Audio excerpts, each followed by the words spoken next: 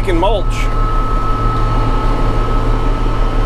Not really because I want to, but really because I have to. I don't know if you guys can hear me or not.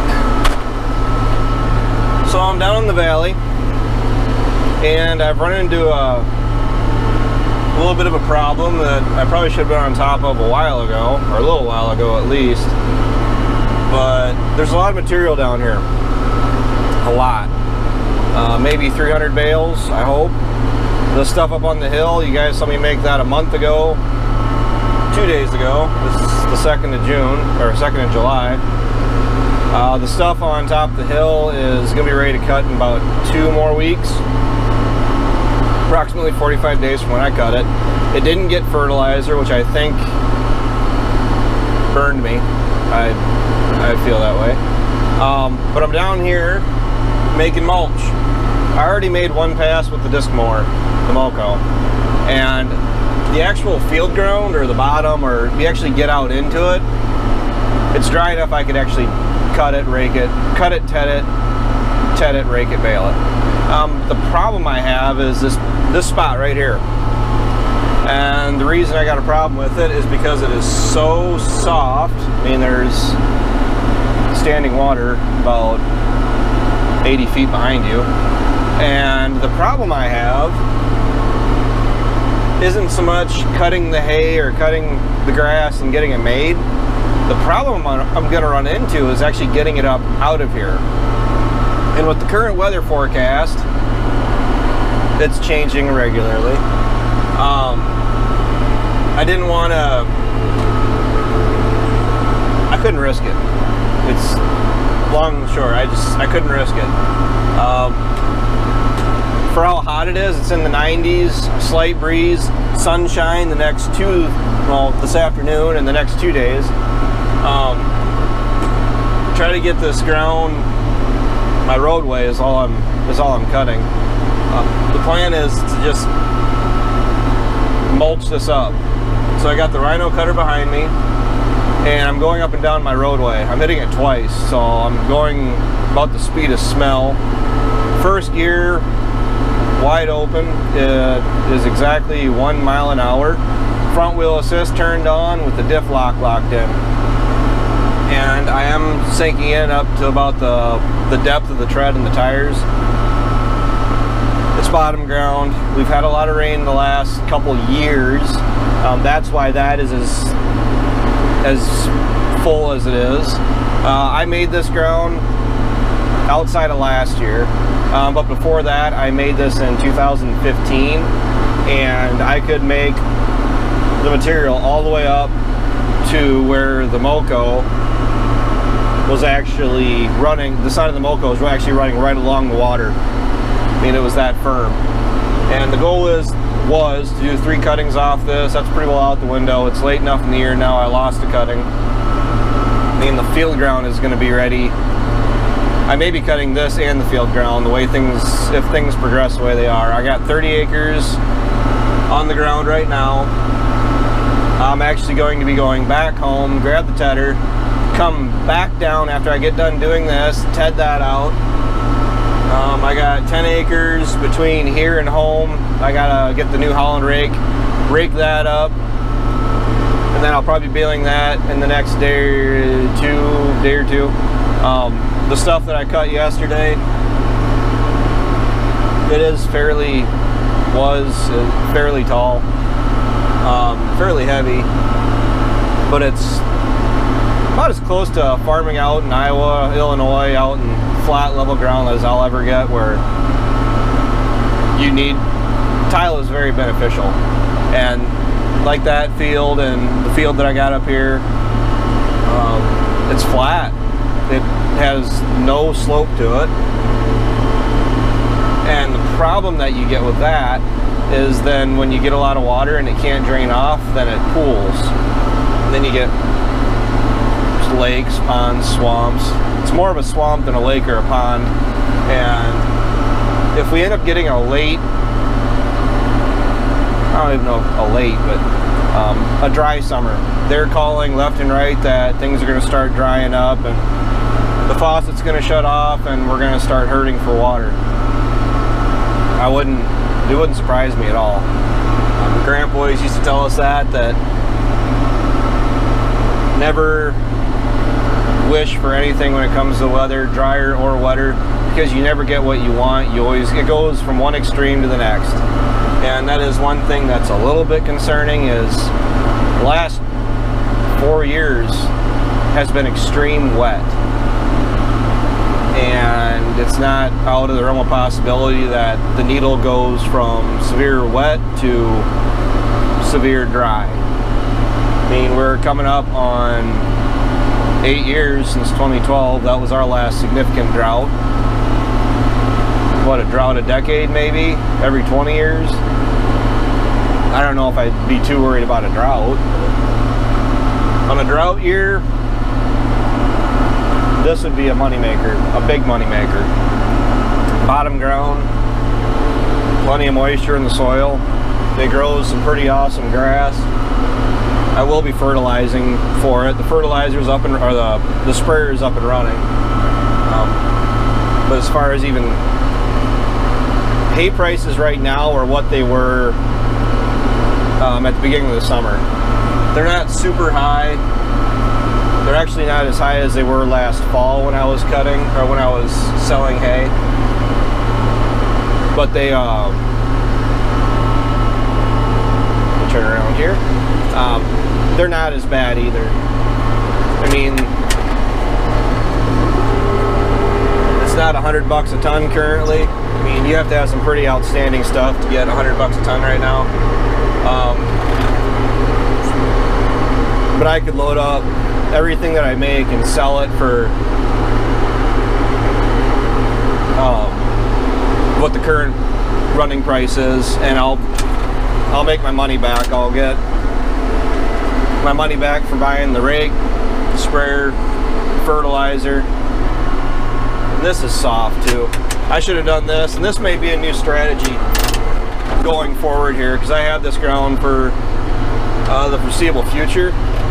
And I'm wondering, I guess it just never occurred to me, if I shouldn't have done this a month ago. Yes, I'm losing from what I cut up there down to here. Probably cost me a few $100 just in the hay that I lost. But if it allows me to get the rest of it cut in a timely manner, it really wasn't that expensive. Why did I do that? First gear. I'm looking to make mulch. That's essentially all I'm doing. I just want to grind the stuff really good, not push mud. Which the reason why I thought about doing this is because I came down here twice with the disc bind. I came down here the first day. Ryan was going to bring the other mower, and we were going to knock down the last of this 70 acres that we had to cut down here. I got down here, and it's actually not too bad, like right here. But you guys probably saw it when I was coming this way. There's a soft spot down here, and I'm not so much worried about getting it made, but I got to think about how I'm going to get it up out of here. And my cure was, if it came down to it, because you know you have to have a plan clear down to Plan J. We have two round bale movers for the tractors, for the 3-points. We got that single tined one that I use for pretty much just loading and moving, like the bale carrier, moving hay from down here home when I need feed. I also got the one we had where it slides underneath the bale and picks the whole bale up. And my solution was, still will be if I have to do that, 2 tractors, just like the old days. 2 drivers, 40-20 and the 76, and a bale at a time, or 2 bales at a time with tractors. And we got enough room here, we could do 2 lanes of traffic and just pound them out just as fast as we can. Then have somebody up on top of the hill staging them, and have somebody picking them up with the skid steer and slamming them inside. That is the plan with this stuff. It's first cutting, it's overripe. It still has value. Yeah, that's why I'm looking to make it. It's just I don't want to make complete junk, and the biggest thing that holds me back is I don't want to cut it and have it rain on it for a week. That's what I had with the first crop stuff, and to be honest, that's probably going to be my cow feed anyway. I need about 150 bales, and even that I think is a little high. 120, 130 maybe. It's really going to depend on how much my calves go through this fall, because I'll be weaning the calves off. They'll be on crete. They'll be getting bucket-fed grain and then all the hay they want, and run them through the chute and vaccinate them, and I'll hold them until I decide to get rid of them. I might keep them to the first of the year. I really don't know yet.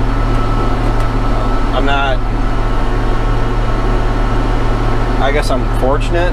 I'm not overly stressed as far as the finances, as far as worrying about this, that, and everything else. We can talk about the markets a little bit. They were up.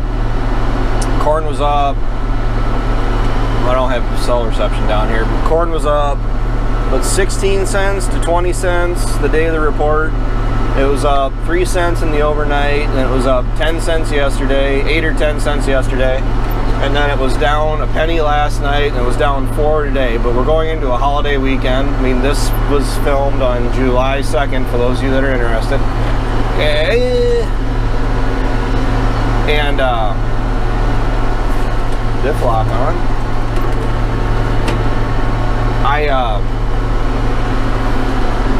What was I gonna say? I'm pushing mud right now.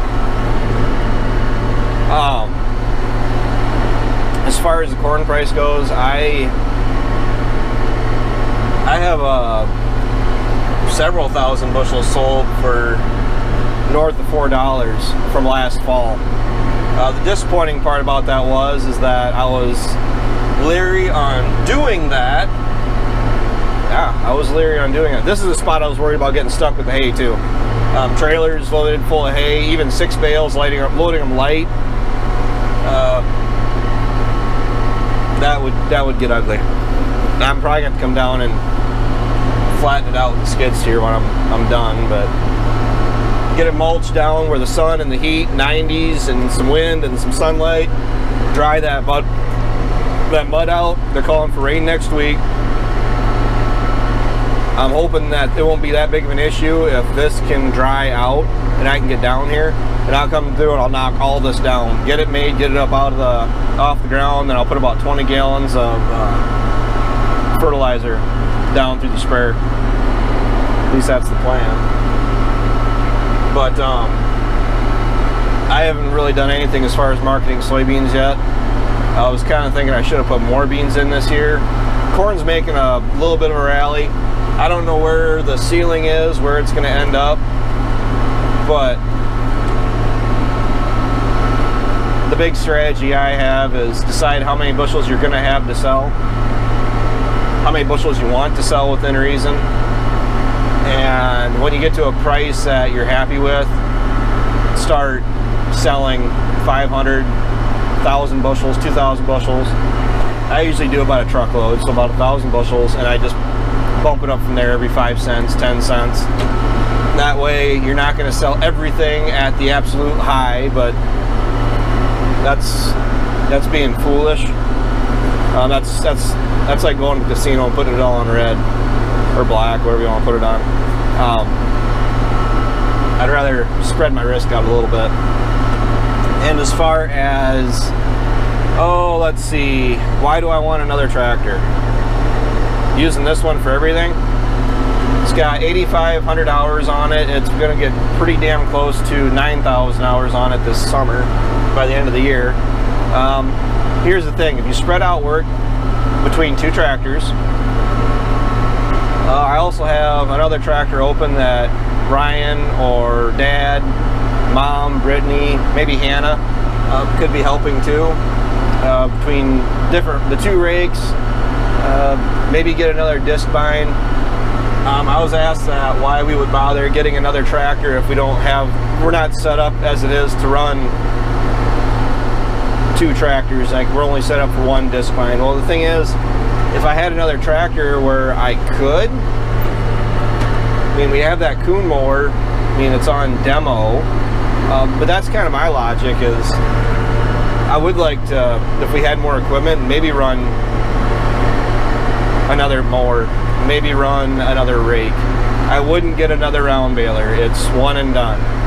The reason for that is because with the help that we have between Dad, Ryan, and myself, typically we are the ones that are in the equipment. I mean, we do have like Mom or Brittany. Has Hannah helped all in yet? Usually they're chasing the round baler, putting bales in. I don't really have a whole lot of desire to do big square bales. There's a lot more that seems to go into them, especially when you're trying to make quality. And the big thing my friend says, because he does make big square bales, is that what he doesn't like about them is the fact that you have to wait another day to get them dry, or let the hay lay for another day longer than what you would have to if you were going to round bale them, to make sure that they're not going to go bad on you. Everything I make for myself gets the hay preservative put on it, and so far from what I can tell, that's been a big plus as far as putting that hay preservative on. And as silly as it seems, I drove all the way down here just to do what you guys just saw me do. I mean, we're about 6 miles from home, but that's it. I mean, there's a little bit of a mat. I'll admit that. There is a little bit of mat material. That's going to protect the ground a little bit, but not nearly as much as that standing crop, because it is super soft down here in spots. And that is a big reason why I like to come down here as opposed to sending Dad and Ryan down. I have the most experience with where you can and can't drive down here. And also, let's face it, front wheel assist with good tires all the way around it is pretty big too. I actually was cutting yesterday, and I had a couple spots where I was cutting, I was hitting the diff and everything else as I was driving across the field just because I was unfamiliar with it. But even so, even that field really, it's not wet. So, just depends on where you're at. Hopefully it does dry up a little bit. I don't want to go into a full blown out drought because that just sounds absolutely terrible. But drier weather gives us a chance to work on some stuff. We have fences that we really want to get worked on, get some work done on them. Oh, and then hopefully get more cuttings of hay made. So I'm gonna head out of here. I gotta go ted hay. If I'm feeling generous, maybe I'll sit and talk to you guys while I'm tedding. But right now, I think it's time to get out of here. So thanks for watching the rest of the story. There's gonna be some hay making videos. There's nothing on cutting hay. Nothing that I cut yesterday. Maybe I'll try to, I almost have to film while I'm cutting this down here, right? And then getting hay moved. We actually got to haul some hay from here, from the valley up to home, so it's a little bit more ease of access for feeding my cows. We got about 10 bales of the old crummy stuff that the cows are still chewing on. They're still finding parts and bits and that they like of it. And that'll be that. Okay, so thanks for watching. Thanks for tuning in. Take care. Take it easy. Keep in touch. I'll talk to you later.